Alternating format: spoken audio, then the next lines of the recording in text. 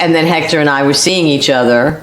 But I can't remember the timeline. Like, I know that when I ran away from Phoenix House after I was there 6 months and I was gone 3 days, I know I was already involved with him, but I don't think that we had to relate. I don't know if we had permission yet. And then I lost the privilege of being able to talk to him when I went on contract. So, but I don't, it's kind of blurry, you know, but I do have writing about it from that time, and I'm excavating it, you know, for some stuff that we're doing. Basically, though, part of it's the Melinda Hunt Hart Island Project. I'm hoping that I can put together, I'm actually trying to find his last name, and I'm trying to do a hunt to figure out who he was, and did he actually end up buried on Hart Island, because that's what I was told when I came back from, so when I left Phoenix House, which I thought I graduated from, but as you explained to me, people don't graduate from there, so I made that up in my own head. No, you do, now people graduate. I don't know, I had it in my head. Yeah. So I definitely don't remember any ceremony or anything. Yeah, no, but in my mind, I left there like you leave high school.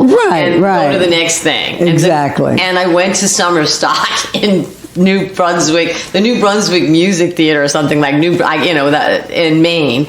And when I came, and he and I parted. At that point, we had broken up inside the program, but then we started seeing each other secretly because we didn't want to deal with everybody's bullshit again. There had been people that were jealous of us and people trying to spread our actions, break us apart. And so we didn't want to go through all that again. So we started seeing each other on the side. And the reason I know some of this is because I found some of the old writing, and Alan's been finding these old versions of the one-woman show where I was 30 writing about this, so my memory is pretty good, and I have a lot of details actually about encounters, about people you and I know, and that kind of stuff. So all of it's in that earlier work, and so I'm using that to try to figure out.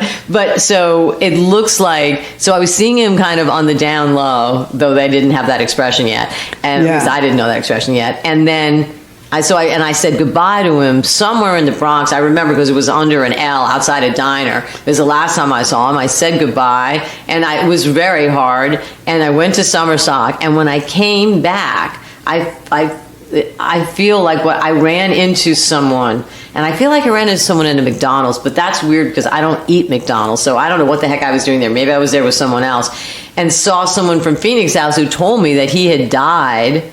I believe they told me of an overdose, and that he was buried on Hart Island. But you know, I can't say that as like in a journalist way. Yeah, you know what I mean? Like, right. You heard that's what you heard, but and I don't know when I heard that, but I do know that I started to see him in places after I knew he was dead.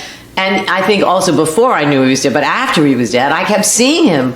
I'd see his back going down the street, and I'd yell out, I saw him again and again and again. Obviously, A, I couldn't accept that he was dead, and B, I really thought I saw him. So I don't think I did see him. I think he's dead, and I just don't know. But I want to know. What you mean. I want to know if he's on Hart Island.